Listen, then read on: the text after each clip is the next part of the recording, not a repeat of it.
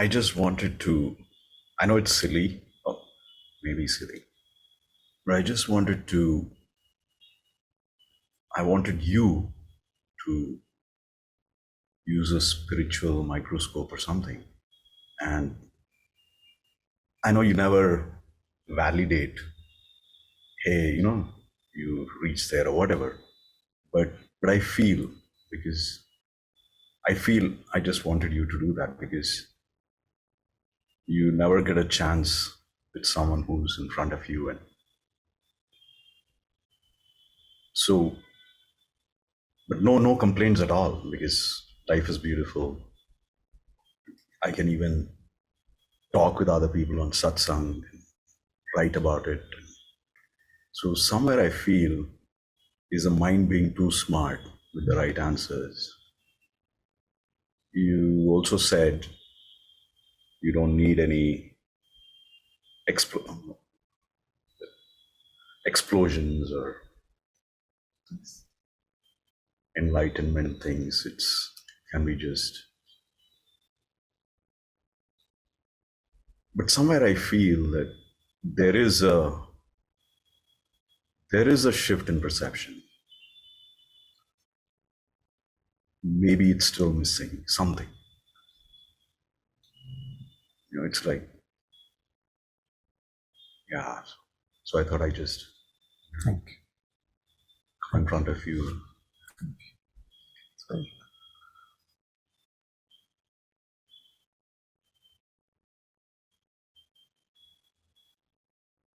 I'm very happy, firstly, that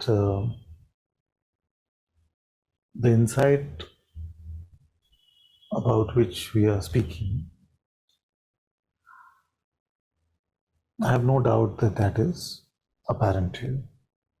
So I have no doubt about that.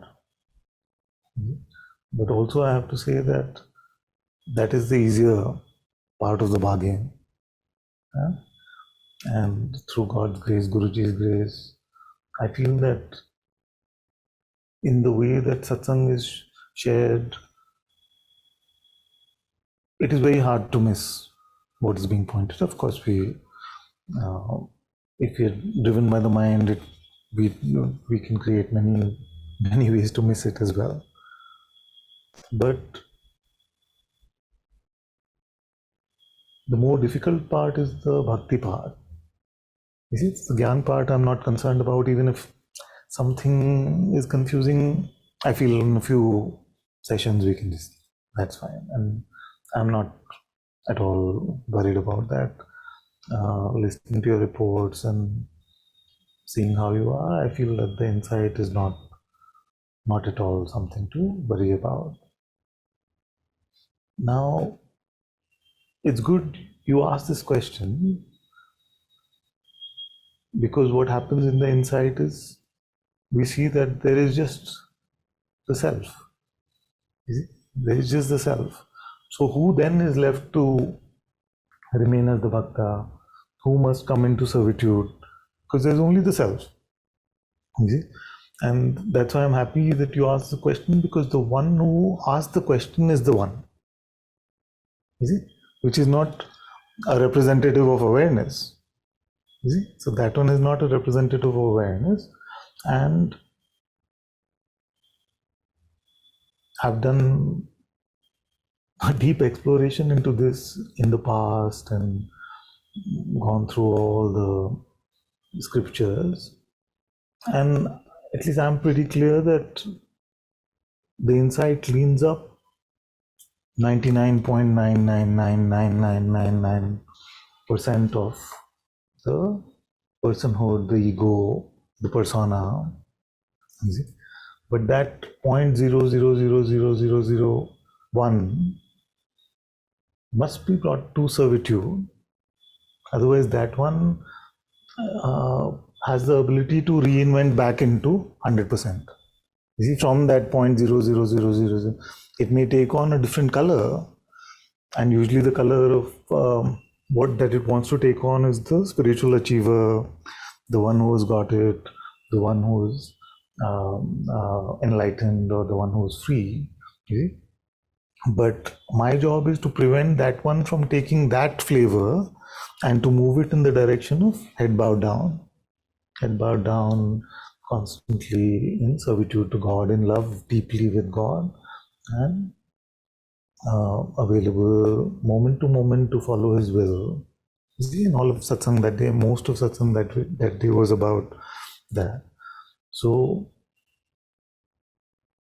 it's very helpful because the other day also another Sangha member asked a similar question, saying that, but in my insight, I noticed that there is nobody. Is it? So, what is all this humility for, faith for, servitude? Who is to do that? Is it? This one. You can notice this one? Yeah. So, that one, which will always try to take some shape, he'll try to take a shape. Now, when this one takes the shape of the spiritual achiever, what is that? That is the spiritual ego. That is the Ravan. And we can almost look at it as the last trump card of the mind. Because even in that dissolution of the ego to such an extent, you come to a point where the mind is still hanging on to the last straw, saying, "Abhi bhi chance hai.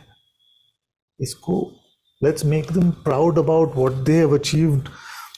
But actually, we have not achieved anything. It's through grace that we found it. But let's find a way to make them proud, special, whatever, and then they'll go back to, come back to how they were.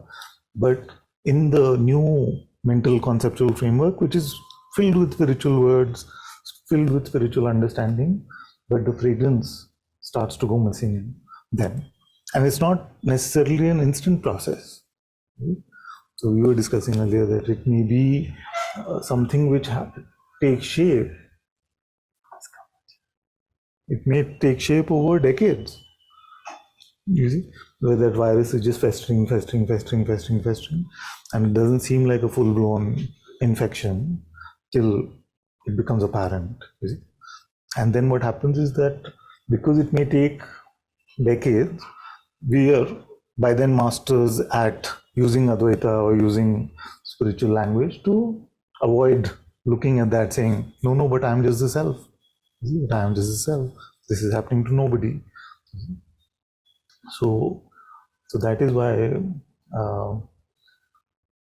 when I first heard this, Bhagwan said, both Jnana and Bhakti are two wings of a bird. I said, that's very beautiful, very sweet. So if you're a Bhakta, you flap that way and Jnana will come. And if you're a Jnana temperament, then you flap that way and Bhakti will come. You see, very simplistically. But as I'm deeper in the insight of God, and I'm more and more awestruck by it, I'm realizing the amounts of time that I still pick to live on my own terms. You see, in this rush to conclusion, automatically determine that this would be better, instead of actually waiting for God to show me or God to move me. You see? So if He moves me, then that's fine. And if He shows me and it sounds difficult, even better. You see, and I noticed that I can't say that I do it all the time. You see, that I'm truly following His will all the time, that I'm truly living empty of identity all the time. So, and what happens is that we become so sensitive to the false that even a moment here and there will seem like it is too much. Is it too much to leave God's hand and decide or pick for yourself? So, uh, yes, no trouble, no doubt in the inside part of it. I feel like your natural humility, openness, inquiring temperament, all of that is there, and I feel like you've done the inquiry well, and what is true is apparent to you. But the servitude part is a work in progress for this one, this one, this one, all of us. So, and I don't feel like anyone will ever be able to give us a certificate and say 100% in servitude. I don't feel like that is possible. Actually, even for insight, it's not true that we can say 100%. But insight, more or less for this Sangha, for most of you, I'm quite happy to say that after so many years, I must be doing something wrong if it is not apparent, no? That you are aware and this awareness has no attributes and qualities and it is unchanging, and you see all the support has been provided so that you can come to that insight.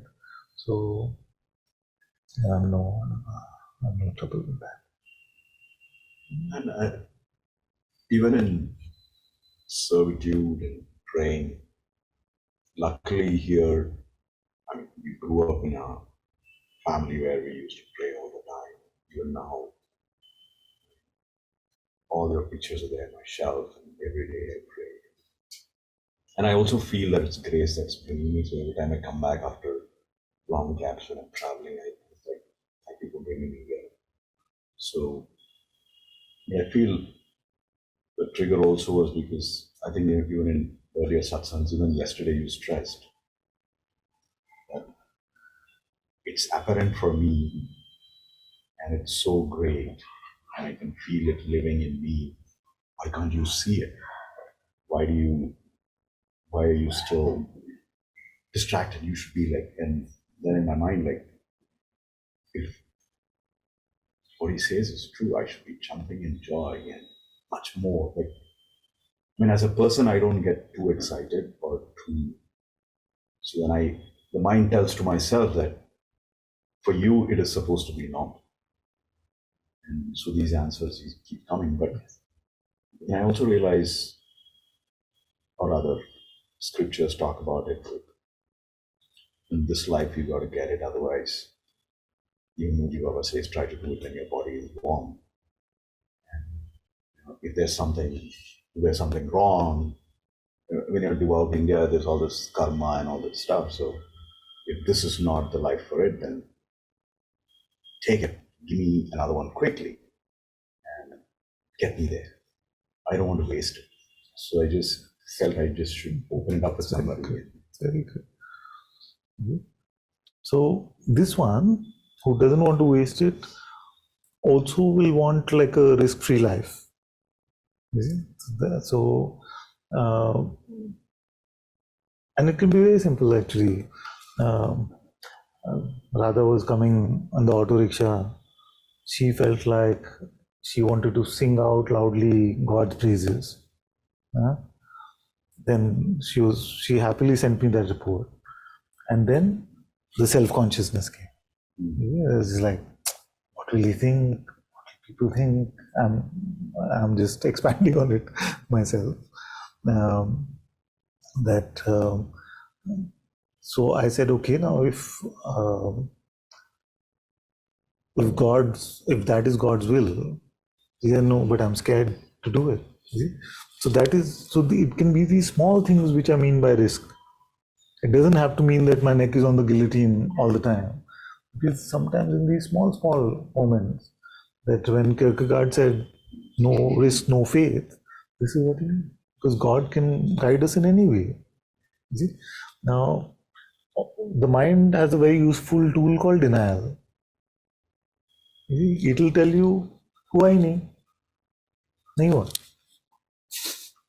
You see, suppose God said, yeah, yeah. And then you deny it. Yeah. Because if you deny it once, it can become a habit. It will slip. Yeah. That must have been my mind. The mind itself will say. You see?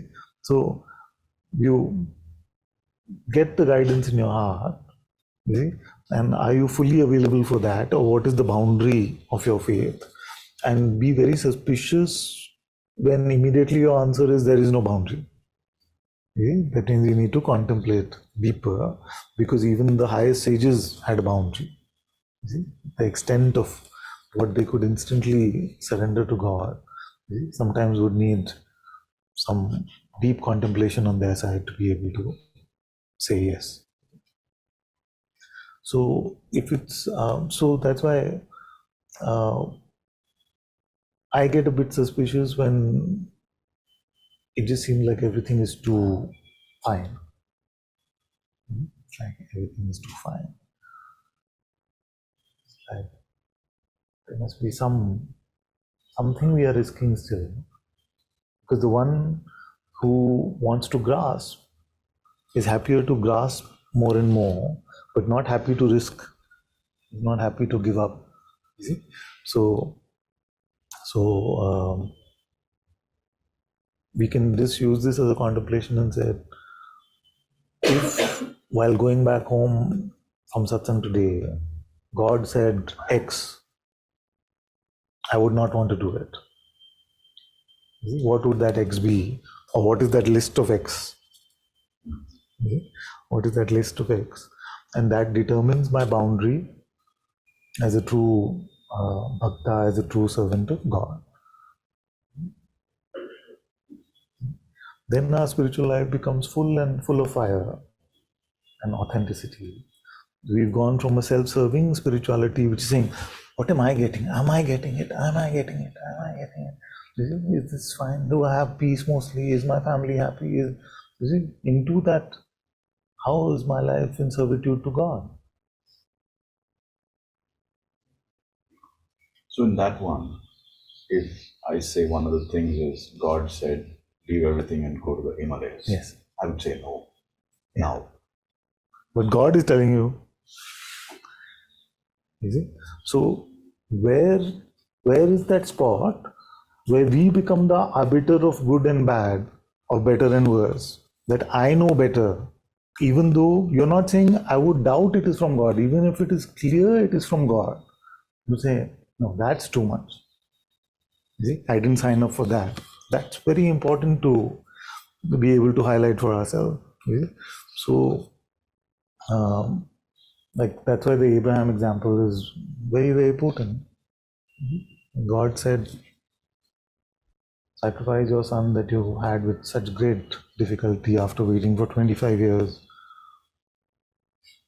And so much was the faith that he said yes. Now I don't know the story well enough to be able to say whether he said yes after hesitating or he had to contemplate or was it instant? I don't know in that well. But either way, it is that absurd story, you see, because it's absurd in every way that God would ask us to do such a thing is beyond imagination. It's wrong on every caliber of morality, ethics, what is the right way to live, everything. See?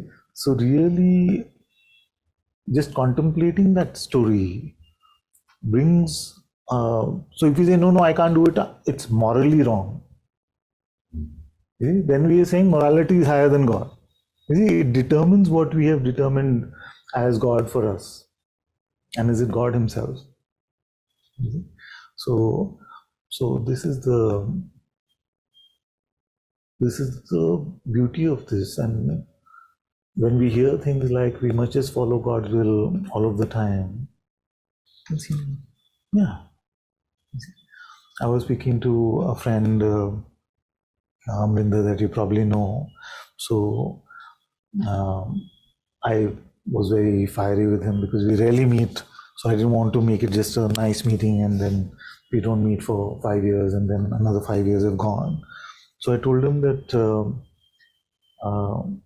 you're wasting the opportunity to live in God's will.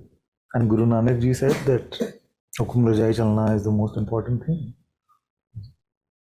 So he asked me, he called me Tapan. So he said, Tapan, are you saying that I'm not living in God's will? I said, have you met God? How do you know his will?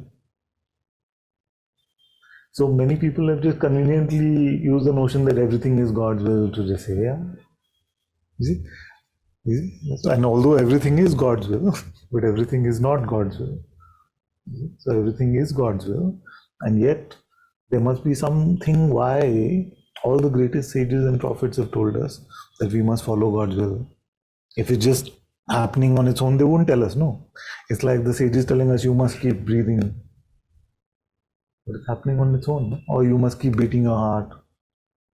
You see, why would they tell us something which didn't require anything for us to contemplate or do? Were they oblivious to the fact that everything happens in God's will? They were not. So why is it that so many, and then why is it that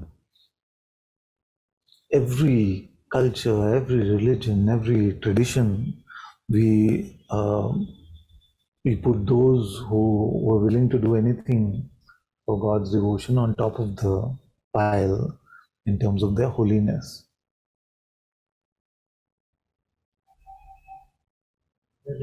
All these people who said you should always follow God's will, you also give a list of things that is God's will, a commandment. Yeah, so that is a provisional. While you're waiting to meet God, just make sure you keep following this stuff. But it's not a replacement. They're saying when you actually, before you get to oxygen, here is a provisional oxygen tank for you to use. So follow, love your neighbor as thyself, love God with all your might. All these things are provisionally what has been given to us till we come to a point of meeting God and the ability to follow Him moment to moment. So the point of insight many times get confused to be, okay, I now came to that insight, that tick, done, awakening, done. Now I'm free to do what I want. See? So in that way, again, the mind becomes the winner. Because what is the mind always wanted? Yeah? Whatever it wants. मेरे मन में जो आया मुझे वो करना है. That is, every kid in the country is asking that, no?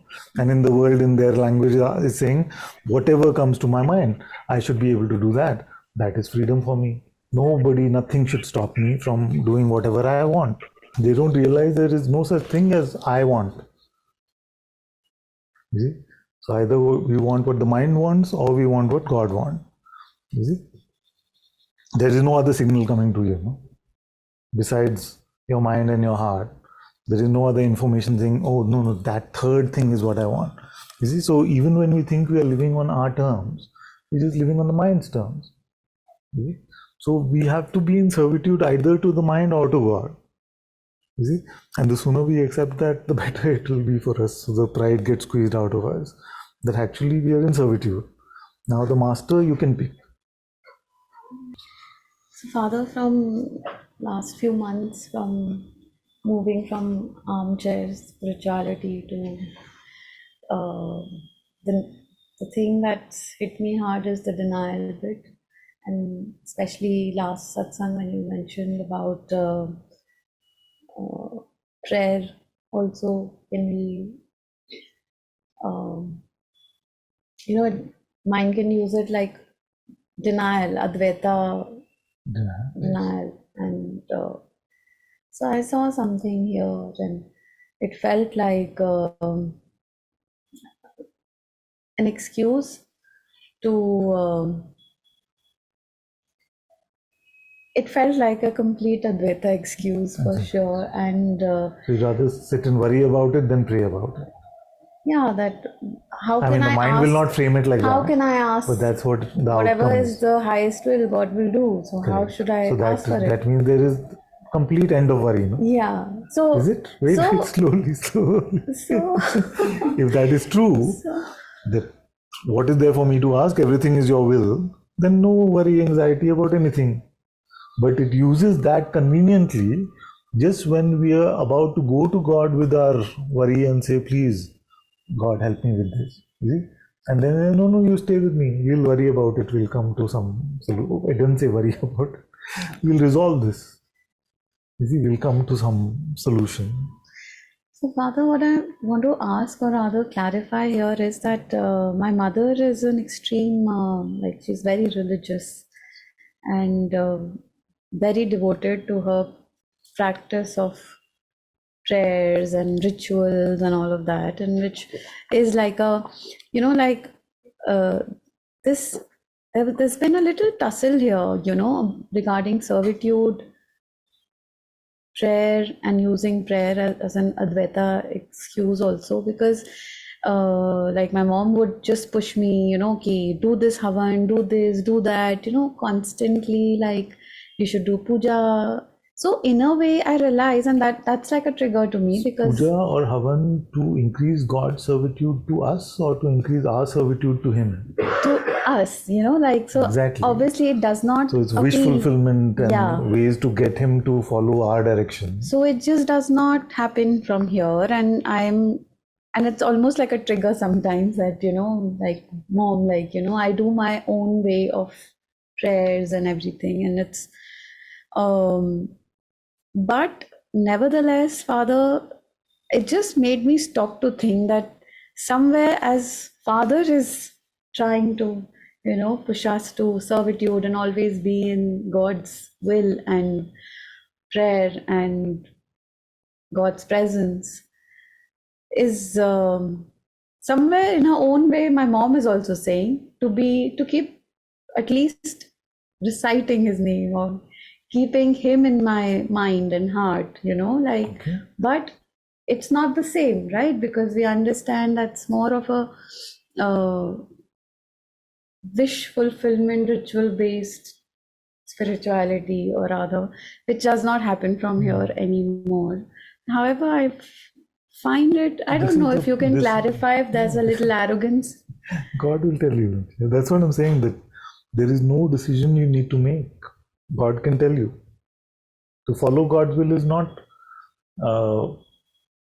like after we decide which way I will follow God's will. It's about following now. What stops God from guiding you now?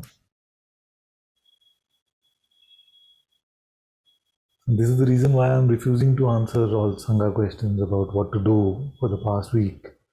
Because I want them all to build this. I want to build this capacity. Huh? No, this is what I'm telling you. This is what I'm telling you. Is it? Because sooner or later this is also going. The expression is going. So I don't want you to be reliant on this expression. This expression is now guiding you to learn. So should I do the puja? Should I do the havan? What is God telling you? Ask God, would this be in service to you? And wait for his answer. Father, there's a dilemma. I was not expecting that instant tantrum. So it was a rehearsed tantrum, Father, for last few days. Yeah, what is the thing? Dilemma. Yeah. Which is like,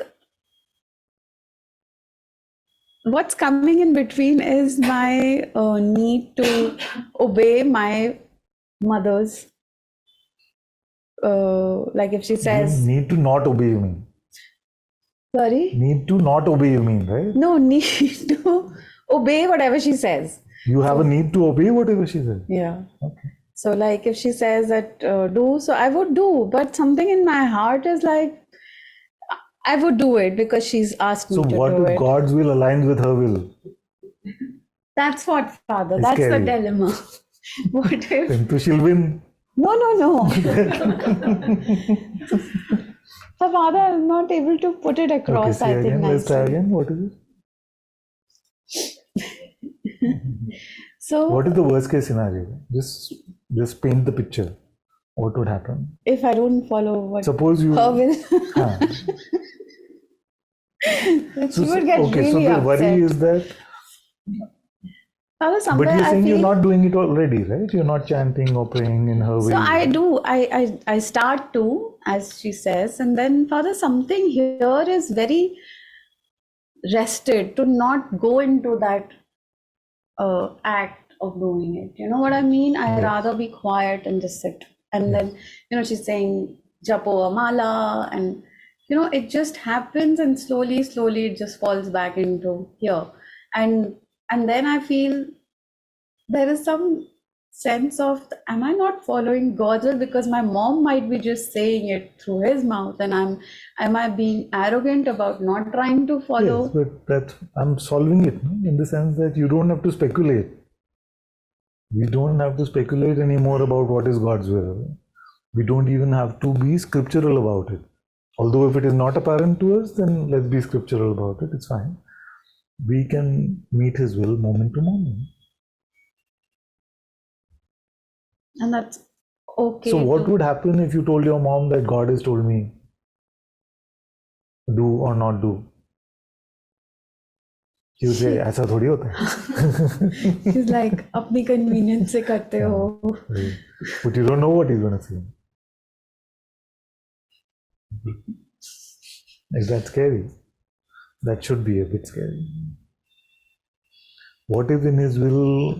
I'm not saying it at all, okay? So I'm just proposing that what if in his will it turns out that he wants you to do exactly what he told you to do?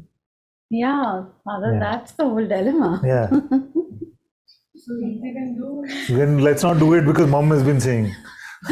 No, but it doesn't come from here, Father. You know what I Here mean? means what? Here is two options, mind or heart. Which one is it? Heart, Heart. definitely. So follow that. That's God's will. It's But just make sure it's heart. yeah, it's not coming from a space of rebellion or that I will not do because you So if said. it's not from Because rebellion, it that must is be from the already in heart. servitude to her. What is the test we are using to determine that it is from the heart? Yeah, because another child told me she was grappling with the decision. So I said to her, she said, "Oh, I feel to do this." I said, "What is God saying? What is your heart saying?" She said, "The heart is clear about it. It's fine about it." So I said, no, fine about it means is the heart guiding you to do this, or you took it to the heart saying, "This is my decision. Are you chill with it?" It's subtle, no? So is it a convenient way to live on our own terms, which is the mind's terms, and say, I got the sarkari sign off hota hai na? Yeah. Yes, I got the thappa that it is God's will. Why can we not let God move us or God tell us? And that is the question. That's the question that I asked earlier today, and now that you've again warned us about that 0.000 whatever percent, even though like if you had asked me 4 days ago, what is your heart saying? I would have said the heart is saying to stop doing this, and what I described. But now you just said that, did you go and present it to your mind, go get this certificate? All of that drama didn't happen. Yeah. So you were saying like, so what is the test of, Yeah. I mean, and maybe there's no real final test, but whatever pointers. So one thing you said was if it's done slowly and you It's don't not seem to be rushing. in a Exactly. rush, That's very important. right? Then if there's a presence of unconditional love, Yeah. that can be a test. If the presence is apparent to us, that can be. Or the most foolproof is that which is only ever intuitively possible, which is the apparency of the self. Only possible in intuition. And we are not good at juggling mind and intuition together. So we can pretty much say that if it is the self, the true self is apparent to us, and we're not identified with the false, then you can trust the guidance that is coming from there. And would you say kind of one aspect of the last one, which is if the self is apparent, is if there were fear or anger, then it's very evident that the self is not apparent. No, a feeling can be there, Okay. but there's no identification with that. We are just in pure perception. Yeah. Okay. Thank you. Helpful.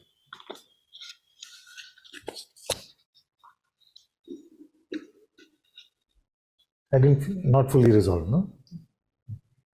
So the question where we paused was why don't we just wait for God to move us or to tell us whatever we take us to be? So when I say move us, if you are the whole universe, then he moves us.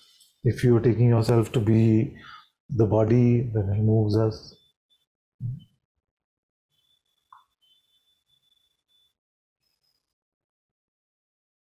It's just like a discomfort of not knowing. You see, what is my next move? Can I go to Badrinath or no? Tickets are filling up. It's all going to be crowded. You know, God is taking too long. So let's go to the next best option. Ask Father, which is sweet. But why don't we just try it out? Because at Badrinath, what are we going to learn? Hopefully, we are going to learn how to be in His light, His presence, and follow His will. Isn't it?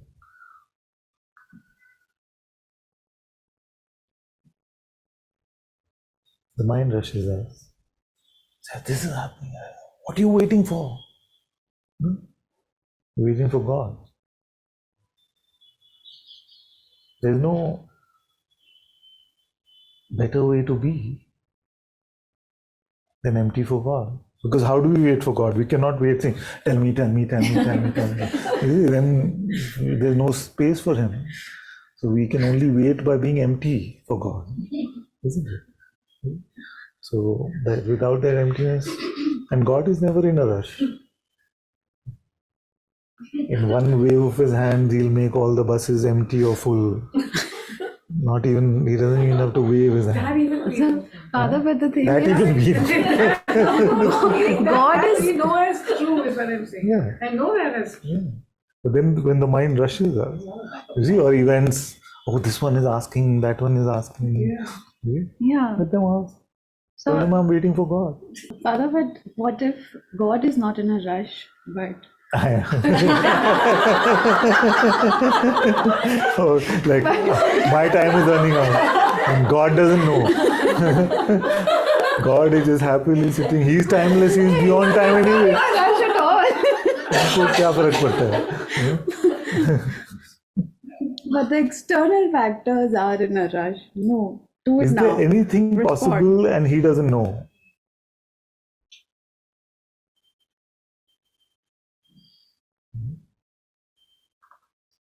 You know that we live in a sort of severe underestimation of God's, not purposely, of course, but I'm just wanting to introduce you to His magnificence, which is that if you take yourself to be the body, He will know the sound of every heartbeat that you've taken in your life.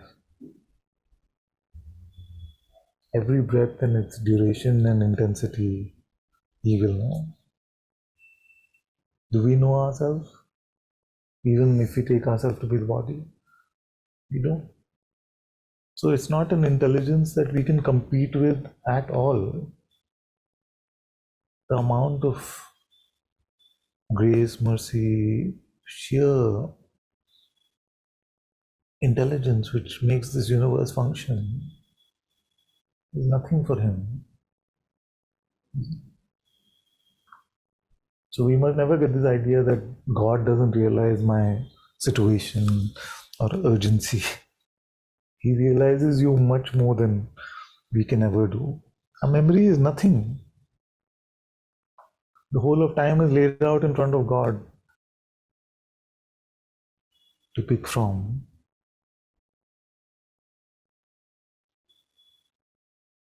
Our past, present, future, nothing for Him. It's all available to Him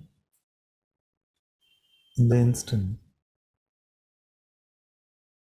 Every breath, every heartbeat, the sound of every heartbeat you've taken in all your lives is apparent to Him.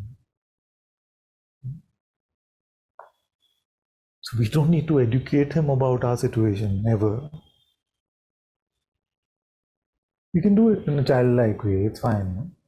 We won't mind that. like a child is saying, please, God, are you realizing what's happening to my life? Please help. Like, it's okay. It can be childishness, but it should never become arrogance.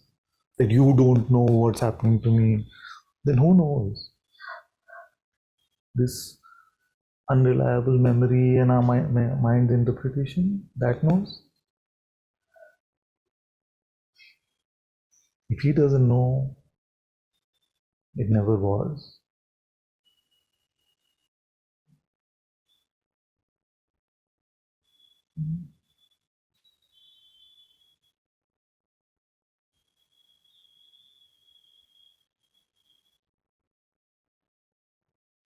He knows everything, knows all our weaknesses, he knows all our areas of pride and our areas of true servitude and love and humility. Everything is only in his light, his grace. I really want to meet God.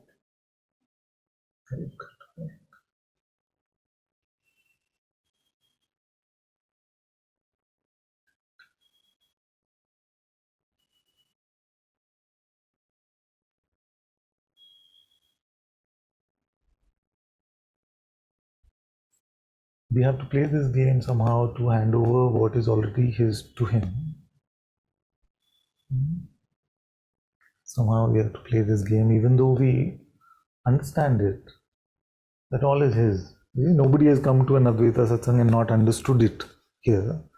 But when it comes to actually handing it over, then everybody, that is the boundary that we discussed, isn't it? That is where we draw the line and say, no, my life can't go that way. I still have to live in this way, because that would be to go too far. But whose life is it? Didn't you just say that all of our life is God's or Gurus?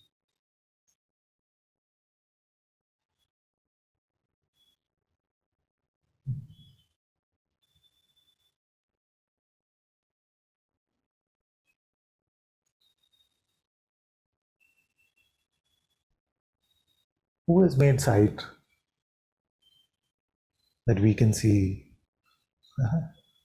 Who has made hearing, taste, touch?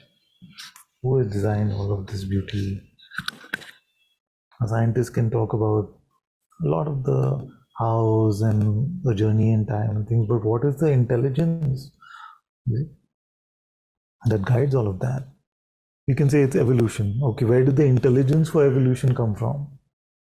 Is it unintelligent? Can evolution happen to an unintelligent presence? No. So, what provides that base intelligence?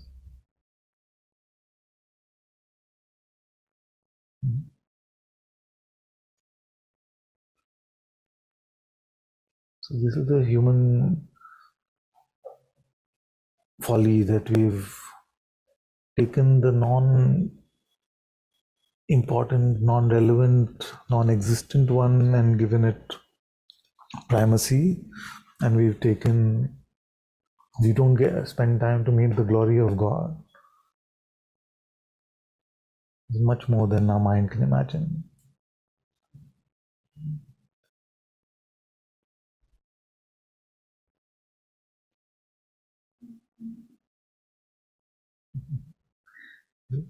We don't realize. Like, we feel like God can help us with our future, but our past is set in stone now. You don't know how many times He's gone and fixed your past.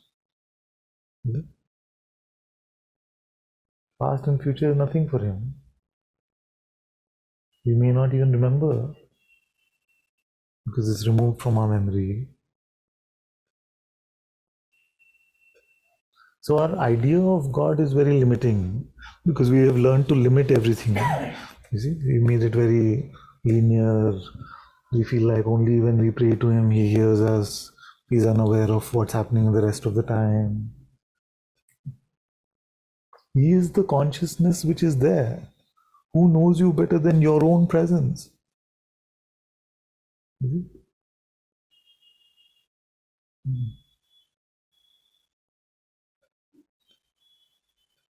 You We say, oh, when I meditate like this and do this particular sadhana, then I can visit any part of my past, the things that I've forgotten. Or where does it come from? Where is it stored? Some say I can go to any place in the universe when I'm deeply in samadhi. No, I can do astral travel, I can go to past, future, anywhere, edge of the universe. How come? What is the medium for that? It's because consciousness is here.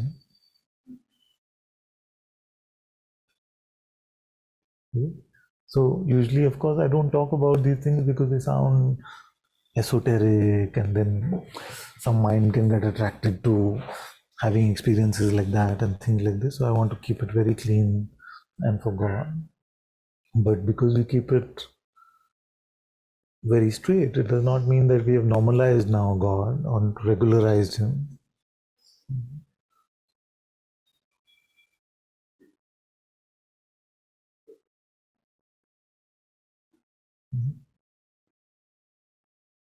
All our scientific temperament has not been able to tell us what keeps these so-called molecules together to operate as a body.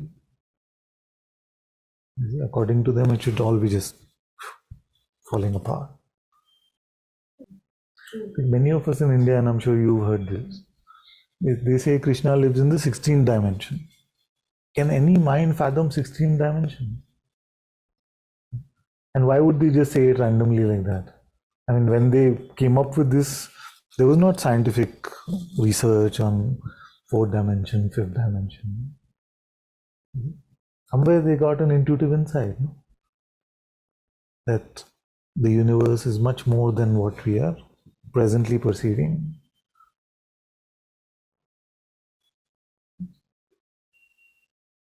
So these 3 dimensions, 4th is time, what would 5th be? We are done, no? Like in the human mind is done. So but 16. So many are praying to Krishna that give me space in Vaikunt to stay with you. And Vaikunt is supposed to be in the 16th dimension. I'm not saying we are taking up all of that. I'm just saying that because we speak very regularly, we must not regularize God into just some, some being with special powers or something. He is the light and breath of this universe.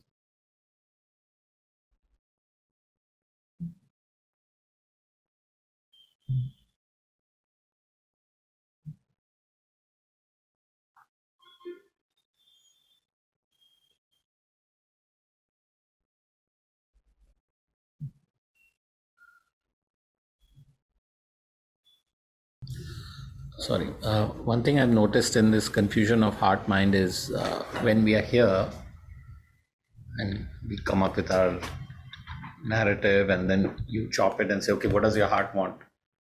And in that moment, most people, including myself, just say it comes very clearly.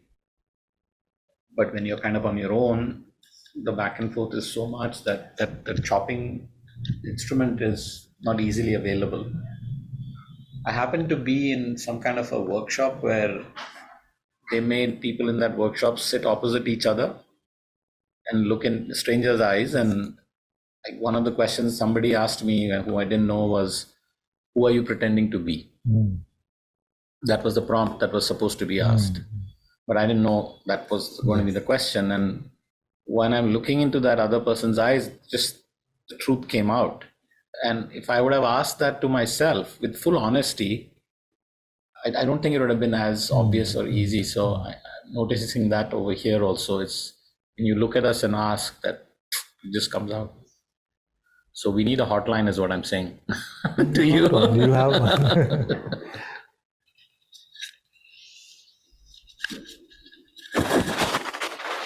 That is why I'm half joking about the next level of the game, in the sense that I'm feeling that my job now is to get you to deepen in your faith, to follow, give you this practice in these small decisions, tiny decisions. Just learn to follow God in the smallest thing.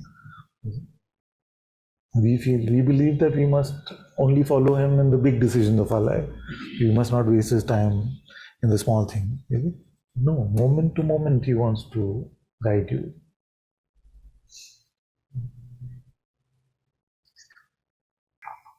I remember one time I was sitting by the riverside, it was somewhere in Australia. It was really nice and beautiful.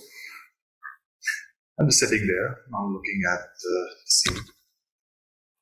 There seems to be no desire, no thought at that moment, right? So it's only later on I can reflect back that there was nothing I was desiring in that moment. There was nothing I was wanting in that moment, and nothing chasing, nothing regret, whatever, like just a very serene moment. So I guess you're talking about devotion. So is it that in general, we don't come about these moments where you're free of your, let's say, the mind processes and whatnot? So are you trying to say that at some time I guess your ego is so simplified or residual ego that remains? That is what then you are putting in service of God or XYZ, so that it doesn't become a problem. Hopefully not XYZ, but God. But yeah, we'll talk more about that. So I guess I'm just kind of curious. So within the mind space, what is desire and why is it there in the first place? That would be my question. I feel you've analyzed it well, actually, in your conversation. A thought may come. It may say, I want a margarita pizza. Just to simplify, thought may margarita pizza. Does the appearance of the thought itself make it a desire? No, because any thought can come. A thought may come, I want to see a kangaroo right now, like I did when I was in Australia. It's nothing. This comes and goes. But there are two prerequisites, isn't it? So a thought seems to be perceived only when attention is on it. You see, therefore, in many spiritual paths, they will give your attention something else to do. So then you don't engage with any of that. So you may chant a mantra, you may do something else. So your attention, the attempt is to try and make your attention fully on that. So that's like a sadhana path, a practice path. Then the surrender path is more that whatever thought may come to your attention, just let it go. Make it God's problem or your guru's problem. Where what are we not giving to the thought at that moment? Attention is on it. You notice that you want a margarita pizza. You see? Then what is the other part which is not being given? The ability to give it truth value, the ability to give it assent and say that this is true, you see, which we call belief. So when we believe a thought, you see, which is grasping at something, you see, then that is what we call desire. Isn't it? When we believe a thought which is saying, this should not happen to me, which is the opposite actually, but two sides of the same coin, then when we believe that thought, we call that aversion. Isn't it? Then in the same way, when a thought comes and says, oh, you asked that question really well, you did a good job, you see? Then that becomes pride. The thought may come and say, nay, you didn't really express well what you wanted to say, and you just wasted the opportunity or something like that. Then you believe that thought, it becomes guilt. So this is how most of the human condition functions. So to allow ourselves to be empty of all of these conditions, therefore empty of the grasping through belief, which is the same thing which the Zen master said beautifully, that thoughts are visitors, allow them to come and go. To notice, I'm adding this, which is to notice that they're coming and going needs our attention. So they're not talking about attention. So thoughts are visitors, let them come and let them go. Don't serve them tea. Which T is that? That is the T of our belief, our truth value. In that moment is a full clean slate. You see? So that's why all of us want to take vacations. You see? At least those who are not in satsang, they want to take, no, apparently all in satsang also, but we want to take vacations because we can get away from our mind. You see, we have a beautiful time because we looked at a mountain and the mind didn't have a defense for the mountain in that moment. You see, you look at the mountain for 5 minutes, it'll have this was better, that is better, is this the highest, it'll come soon. So, but in that instant, when we encounter something which the mind is not prepared for, many times it's just blank. And we love that blank. We travel, we spend maybe millions to meet a moment of that blank. But that is what open and empty is. So, because we're realizing that the problem is not external, the problem is internal. That is, to live like that is to live open and empty.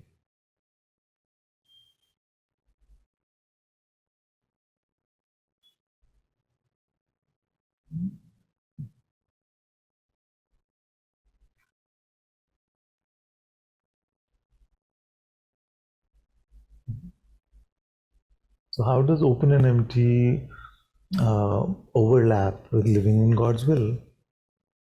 Very inherently. Your mind may say it's very different, but it's inherently that. Firstly, God is not apparent when we are not open and empty. So it's not going to happen without that. So as you open and empty, 99% of the time, God moves you. You don't have to decide. You see? It moves the decision at times. Should I make the trip? God is moving, your hand is booking the tickets. Many times we just find like that, with integrity. So, like that, or God will tell us. You see? And we don't have to rush to the tell us part. We have to first, most of us first have to get used to the move us part. We don't have to rush to the God will tell us part, but we at least have to come fully in the trust of He will move us. He's as it is doing everything.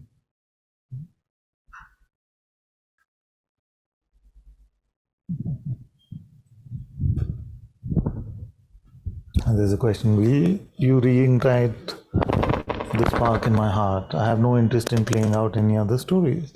That is the spark.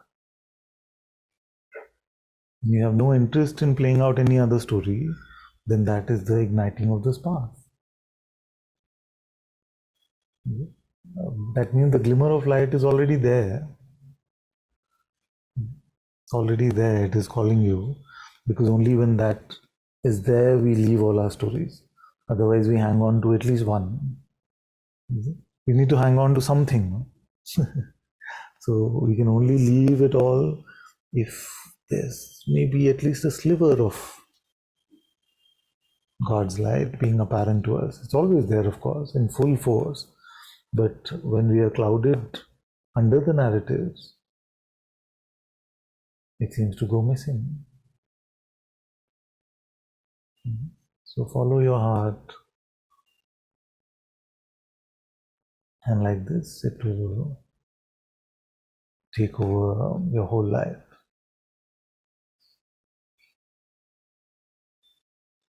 And if that sounds scary, it will take over my whole life, then it's meant to.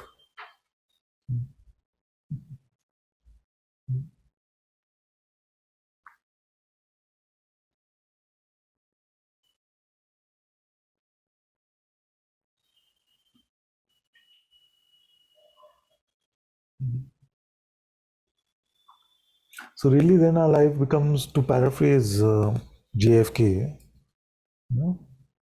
ask not what God is doing for you, but ask what you are doing for God.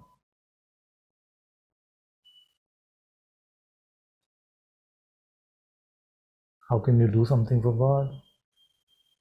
You can live in His light. You can follow His will. You cannot go to the mind. You cannot. If you live egotistically, you spread ego. If you live in God's light, you spread God. That is in service to Him. Whatever we do is contagious. If we live in anger, anger spreads. If we live in pride, pride spreads. It's just infectious. If you live in servitude, you live in God's light. Don't expect immediate results, especially with partners and home situations and things like that. But it is bound to.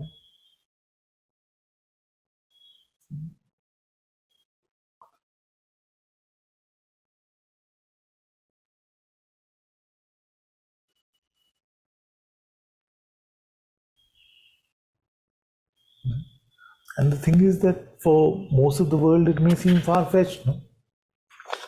How can I invite God? How can God sit in my heart altar? But for you, it is not.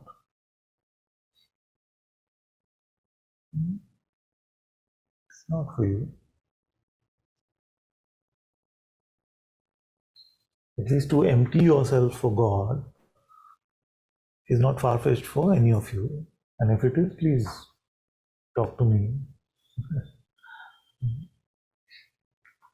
But to be empty for God is not far-fetched, and that's our job. Not empty for me, not open and empty so that my life can become better, but empty so that whatever remains of me, whatever is left of me, is used by Him, is used to love Him, to be in service to Him,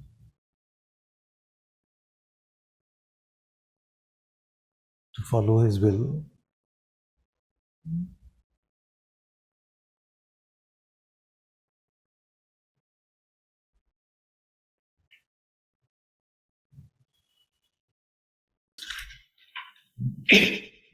Father, what you're saying about it being scary, but when you think it through, I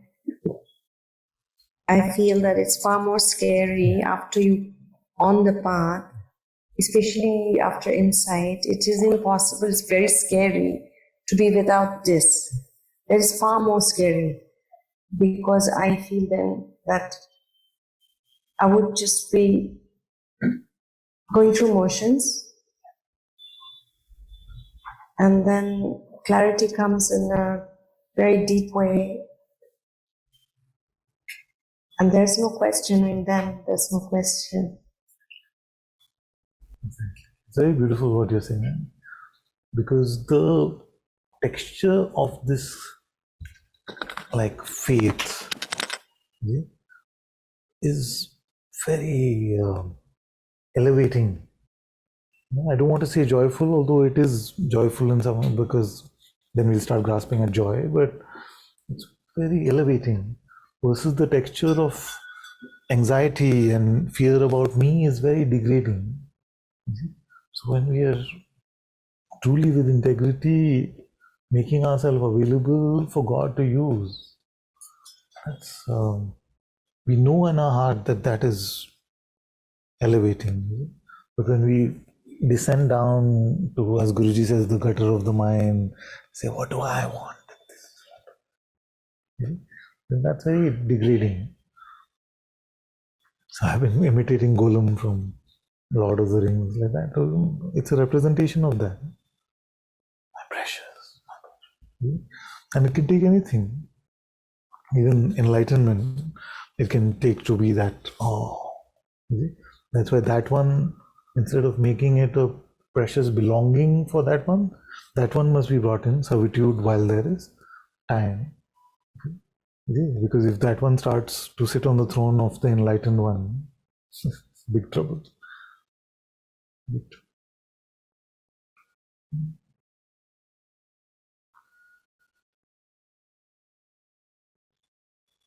Am I using all references that nobody's heard of? Am I old now? Some of you have seen Lord of the Rings, no? Okay.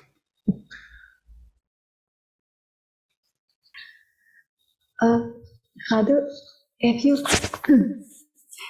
if we call him, will he come? Yeah.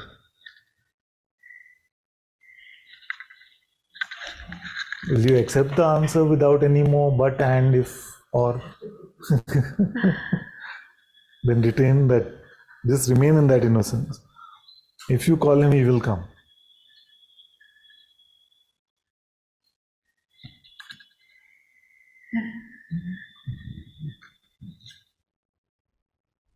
Rather to that auto rickshaw example of Radha, where she wanted to sing bhajans, but then the situation of, oh, maybe I shouldn't because ABC.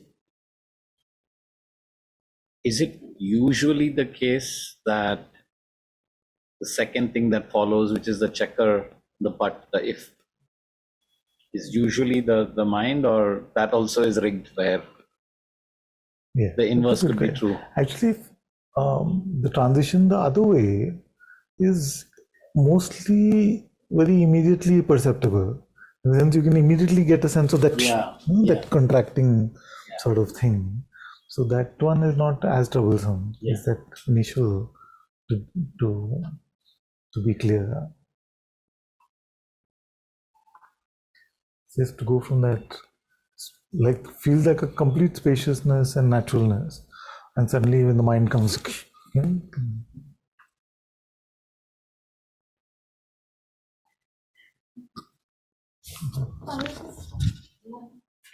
What you just said, when it's so true, and something coming from very open spaces, and there's that very distinct contracted mind voice, and there's a very distinct flavor change. It is palpable, it is felt, but just a question that don't chop me. yeah, don't chop me. Just sharing. That maybe Ravan would be coming from a space of a lot of openness. I don't think it was contracted. Like, you know what I mean? It's a extreme No. arrogance. That extreme arrogance itself felt very. Would feel as expanded and would not, to people who come from that space of authority, or you know, like as if they are giving the final judgment, like God. So Actually, not in my experience, because if you look at people who are like that, how is their face? Is it open, expansive? Usually, I've seen their faces. Oh. that's where the question is coming from. Huh? But somebody is very naturally arrogant. Maybe they are a sage or something. I mean, things do fall for him the way he wants. But yeah, Father, I mean, it just. No, some of us have built enough mental defenses, like a life philosophy in our head, so we feel like we are very sorted, and we feel like we're living that out. But I've seen all of those crumble with time, and that's grace. Because imagine living like that. So if we've come across someone who's like that, full of arrogance, full of pride, or at least we have determined it that way, or it's clear in our heart that this is true, you must look at them more like patients than as bad people. Because to live a life without living in God's light is like dead man walking. They may not see it. And that is the delusion, that is the power of Maya. That those who are living like that obviously feel like that is the only way to live. At least for that moment. We must pray for them in the same way that God has taken this useless one full of arrogance and pride and all kinds of stupidity, and he's graced him with his presence. In the same way, we must pray for our brothers and sisters that way. And we will never make it about somebody, just their blocks.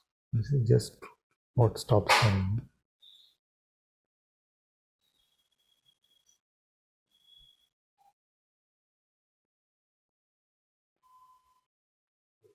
What's the thin line between pride and confidence? How can you define from your words?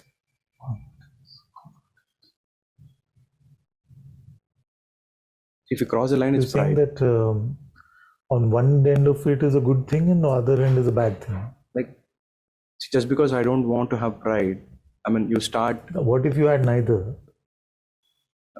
confidence. What That's if you had natural. neither? Like, do I have confidence? I don't know whether I have confidence. Like, do I have strength living in God's presence? Yes. But would I call that confidence? I don't know.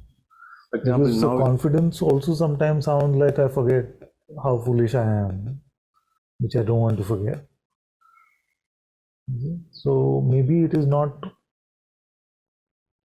the same. just be empty is better than proud or confident. So demolish that whole construct.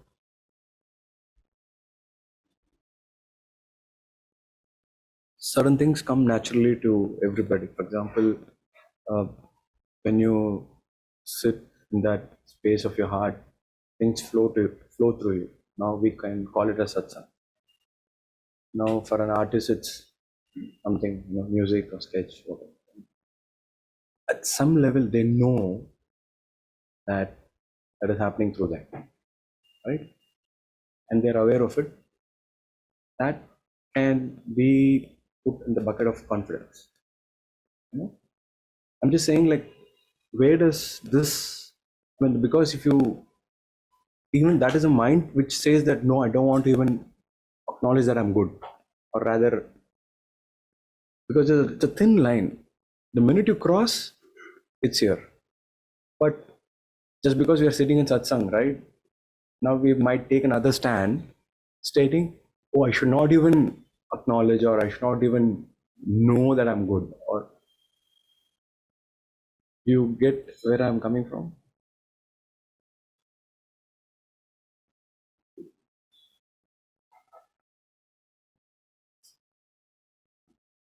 Depends on the type of know you mean. Like, are you talking about hard knowledge or conceptual knowledge? It can be anything in life, maybe a skill. No, I'm not talking about the mastery over what. I'm saying that you said, is it a sort of Advaita denial to deny that you're good at something? Yes. Is the question. So I'm saying that that affirmation or confirmation that I'm good at something, if it is coming from the heart, it can be taken for that moment to be true. But if it is coming just egoic, mentally, then it can be taken to be egoic. And things are not like in Germany, there are different emotions. I mean, emotions are the same in the human condition, but their definitions are very different. It seems they have some 60 more emotions than we do in English. What would that mean? It's not that in the human condition we are not going through that 60 other things. It's just that they've looked at it more subtly and said, Acha, is it like this? Is it like this? This? Okay, that is this. That is short and fine. Or whatever, this is this thing. Mm-hmm. So we don't have to rely on those determinations unless those determinations are intuitive.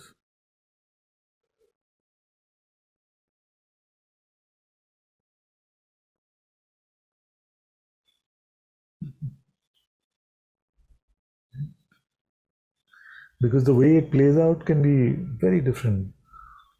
So if my heart tells me that was good satsang, like it often does, no? So then I feel like so much gratitude, so much like, thank you for using this instrument in this way. But if my head tells me, oh, that was really good satsang, I'm like, man, you're good. Man. So that is pride, you see. So is that confidence or pride? It's a way, like that's what you were saying. I'm saying don't venture in that playground only. Stay in the heart, which will keep you in humility and gratitude. Okay? So when it comes from the heart that it was good satsang, I don't find a claimant here for the sharing. I don't find a claimant here saying, so when I tell the kids in the AV team, we should keep this as the main highlight and something, maybe I should clarify to them that I'm just feeling that this instrument was able to express from the heart some things that I've not been able to express in the past. But it's not about, at least I hope all of you can see that it is not possible to share this from any individual capacity. Like, it is not possible to share this stuff, the kind of things that come, what reveals itself. It just says, and then I am also contemplating it as it is coming. You see, sometimes something immediately sounds so new and fresh, and I'm like, I'm also contemplating, is it like that? You see? So you just go into that. So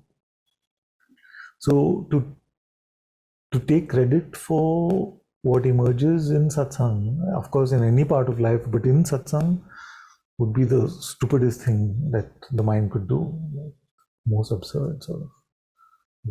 And strangely, that is what many get stuck in, and then that becomes a spiritual ego. I am sharing like this. I am sharing pure Advaita. This sounds yucky to me.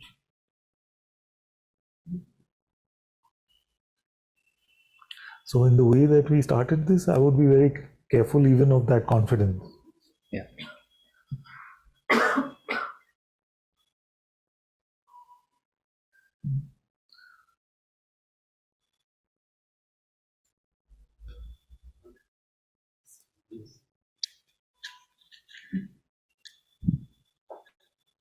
ADS thing. ADS thing. ADS. Yes. Sorry. So these days I'm not able to go to the second step only, like Bhava Samadhi thing, because I thought God would be something I would perceive. Being, it's not. So nothing I perceive. Because before, if I perceived it, then I would think I could stop doing the prayer and try doing the love thing. You don't perceive any love? No. But what happens is you do the laya part, it becomes all empty and you lose any sense of individuality.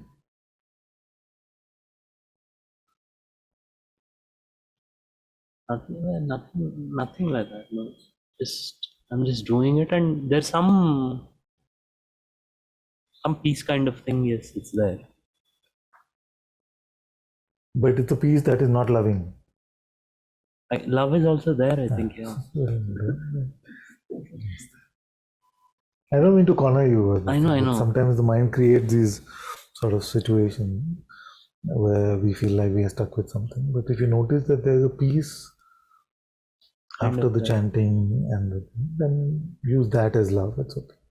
And how do I send it to this thing that I can't perceive? Send it. Like it's love God. I love your questions. I'm laughing at them, but I'm laughing along with you because I love it when somebody can just innocently ask me. Otherwise, they will just be like, we can't ask Father like that. He'll laugh at us. So, what do you want to send? Love God. No, it's directed to God. Yeah. And God is not perceivable. If you're not directing it anywhere else, it'll go to God itself. You see, this is the package that if you don't put any other address on it, it'll go to God.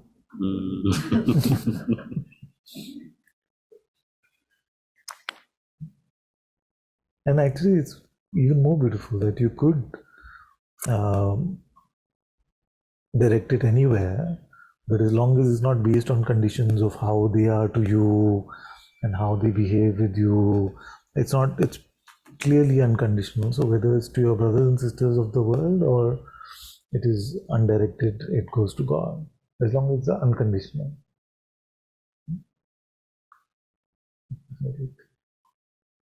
So, Father, initially it was very, very easy, and it was just, it was beautiful. Idiots. Yeah.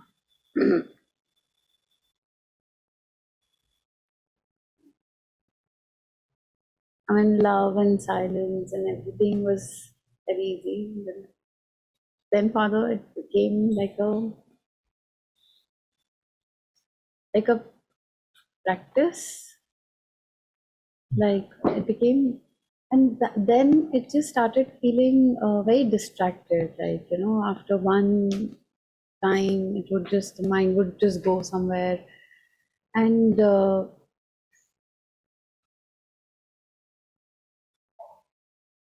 only the laya, the ram, ram would be more settling inward.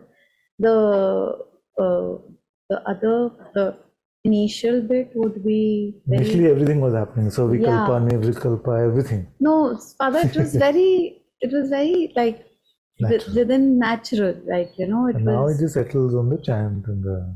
yeah, and but the prayer There's no feels love. mechanical.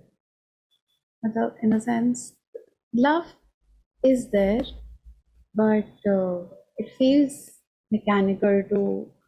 The nature of most things. The nature of most things is that initially the mind likes newness. You see, so it's collaborating with you, but it doesn't like it for long, especially when it is under attack.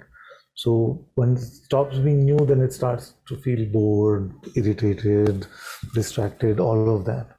So we have to work through that phase till we come to. So, like Father, now what is happening is that I see it happening subconsciously, like subconscious. in the sense that when I'm sleeping, I don't know Beyond what to call consciousness. it. Yeah, I don't know what to call it, but like if I'm sleeping, I would suddenly get up or turn around and the prayer is Very happening. good. No? And or early morning when I'm waking up, the prayer is already happening. So that is the way it is happening. It's but a Yeah, conscious but- effort to sit and do is not happening. So stop. Already its gifts are apparent. So if you can wake up, how do we usually wake up? We wake up with the mind attacking, saying this has to be done, that has to be done, this, that. You're saying that when I wake up, I just notice that sometimes the prayer is there, chanting is there. That already is such a beautiful gift.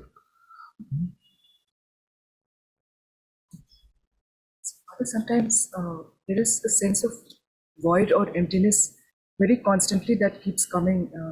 So I don't know whether it comes from the heart or what does it really mean? Is it a calling or is it a longing for something? So I sometimes just feel very, you can say, directionless, like there is no direction and it's totally empty. And just the void is so strong, it has a very strong magnetic pull actually.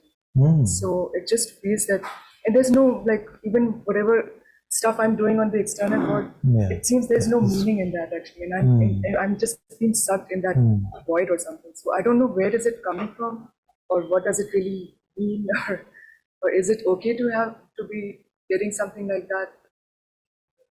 Yes. Yeah, I don't it's know very how to good. do it. Because it can happen that your attention is somewhere and suddenly, unexpectedly, it's just like something just withdraws. No? Withdraws. It withdraws. Now, does that withdrawal seem, how does it seem in your heart? Does it seem auspicious? Sometimes auspicious, sometimes it can bring anxiety also. Like it may not always be. So, what is the anxiety part? Anxiety could be more Like about the mind comes and says, but what's happening to you? Or like that? not or? in that sense, Father, but maybe like maybe I'm not choosing my time in a proper way or something like that. So in that way, Because you just feel like going inward. yes. Okay, so who is there inside? It's no one is there, Father. It just Yeah. It's like a Who is, space, you can say. yes, yes, yes. But once you learn how to withdraw from the world and in this beautiful way, your heart is teaching you, is bringing you, is it? Because many people need a lot of practice before they can withdraw. You're just finding that because there's a strong longing probably for the truth, that you find yourself easily able to withdraw from the world and sit inwardly. I want to tell you that beyond the perception of void and empty, beyond the perception of these things, is the eternal being. And you are aware as the absolute self, even of this eternal being. So, who's inside is God's presence in the absolute self. So, why I was asking that is that I cannot imagine a better use of your time. Like, what, for example, could be a better use of your time? Once I've said it like that, framed it like that, it's very difficult to say. But the mind tempts us like this. What are you doing? You're just sitting, wasting time, just sitting.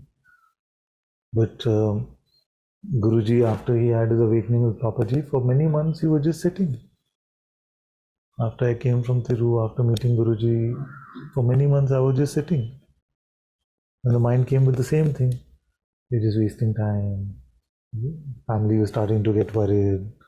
What's happening to you? But it's the most auspicious thing to happen. Yeah, Father, the wasting time is more in a sense that I'm not using it in a proper way for my heart's desire or Okay, what would that be? To go to God. No? to go to God. And कहाँ मिलेंगे God? And sorry, what? कहाँ मिलेंगे? In the heart. There, where you're withdrawing from that and where you're going is the heart.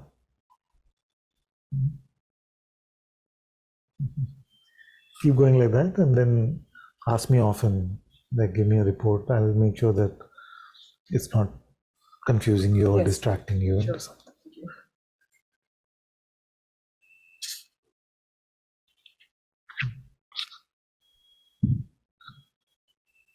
Kabir ji said, "Har ghat mein Ram viraje." Har ghat mein Ram viraje. Which means what? That he was trying to say that in every heart there is Ram. In every ghat means every body there is Ram. So initially, even if it feels like I'm going within my body to find the heart, which is the altar for God, it's fine. It's fine. Although you realize fairly quickly that it's not, you're not going within the body, it's not like an X-ray machine. But if it feels like that provisionally, it's fine.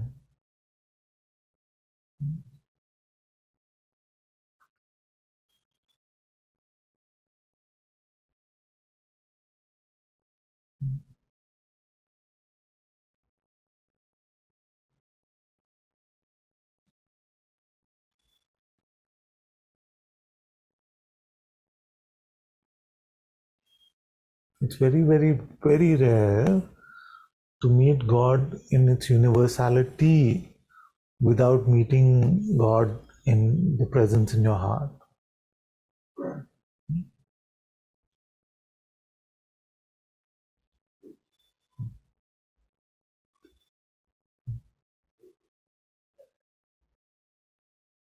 That's why we also call it the Sadguru presence. It is the Sadguru aspect of God, the holy guide, the Holy Spirit, in whose light we see that which is otherwise unknown, not at all available to our senses, but now that which is beyond our senses becomes apparent to us.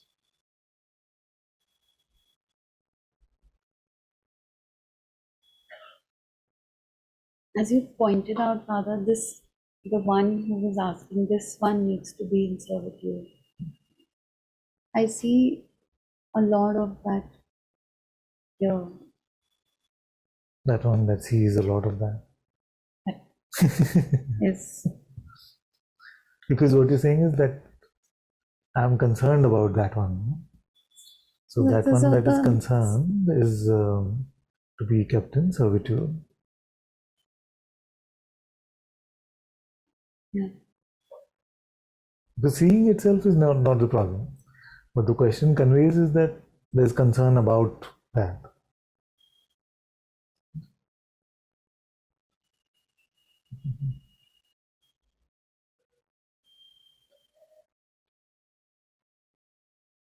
I don't know how to put that.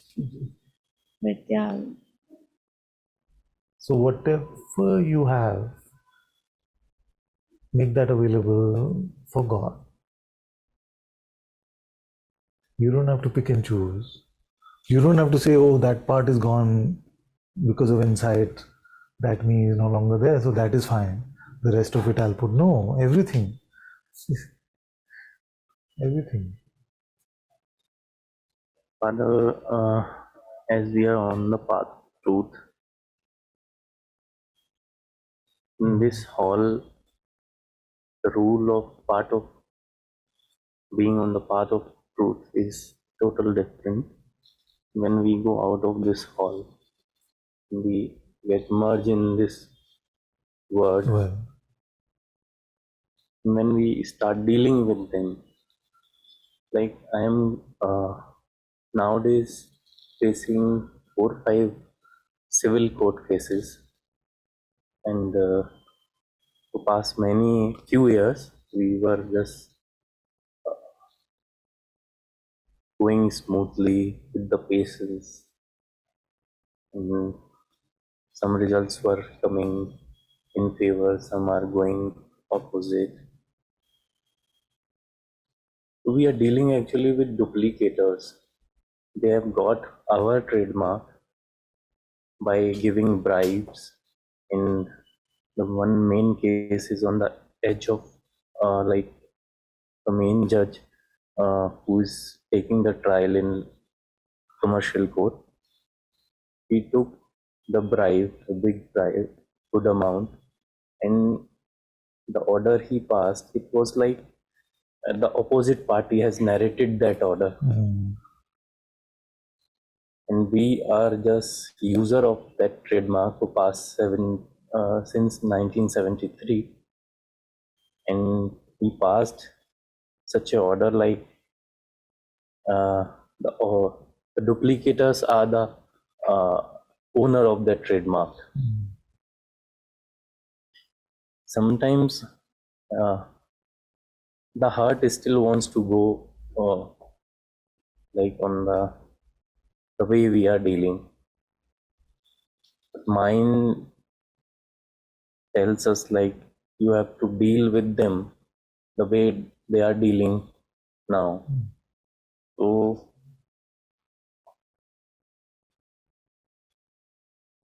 समझ नहीं आ रहा क्या करूं.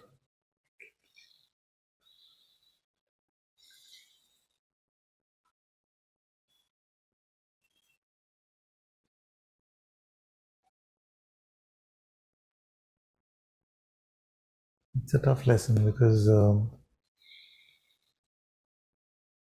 the mind wants an eye for an eye, an equal exchange, quid pro quo, equal. वो कैसे कर रहे हैं वैसे ही हम करेंगे. It seems fair in the world, but actually our job is very difficult. What is our job? To love the enemy. Very difficult, of course, because we feel so attacked.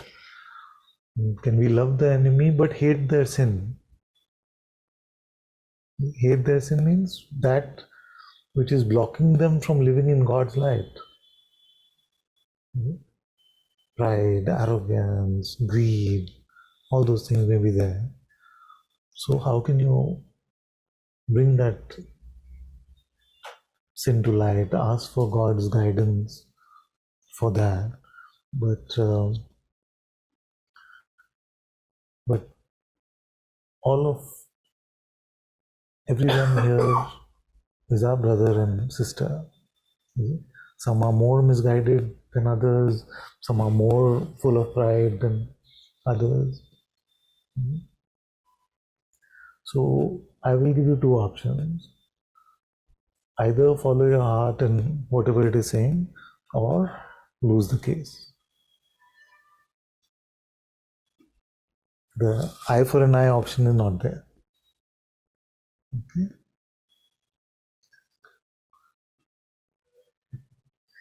In that way, you become unexploitable. A child came the other day, she was saying that someone she trusted very much has been regularly stealing from her. So she was saying, I feel so exploited. But if someone takes my money, how are they exploiting me? That is not what, compared to what is valuable that has been found here. What is some paper and plastic?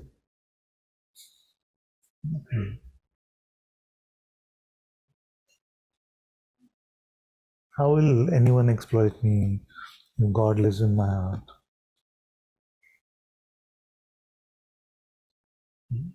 So I'm not saying that we must close our eyes to their egotism, to their blocks, to their sin. We can still put our attention on that and ask for guidance as to how to deal with that, how to bring that brother or sister out of that condition for their own sake.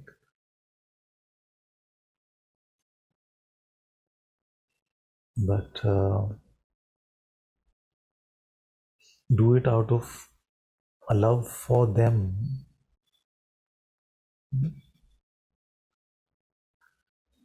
It's very tough, I said at the beginning. It's not easy. Somebody's attacking you tooth and nail, and some man sitting here saying, love them, but shine your light on their sin. Can seem like very difficult and confusing advice.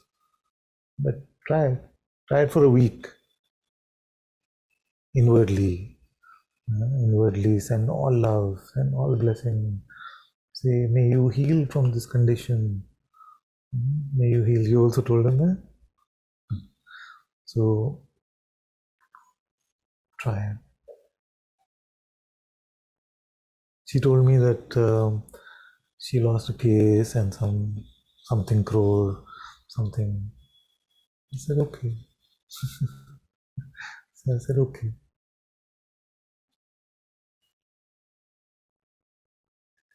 Father, my heart says that I should continue my legal fight. Yeah. And I should go straight only. Any other way.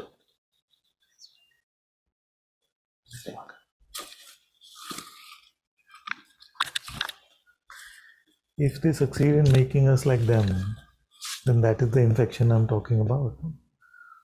Egotism is infectious, God's light is infectious.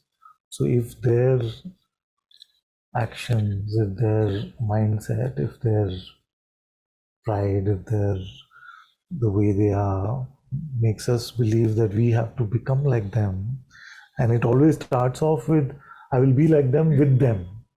You see? It starts off like that, but then it becomes your persona before you even realize it.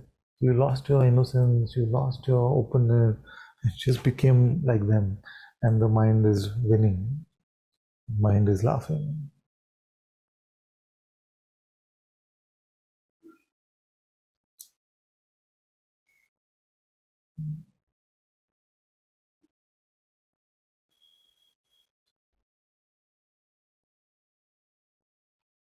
What is it that we can handle better than God?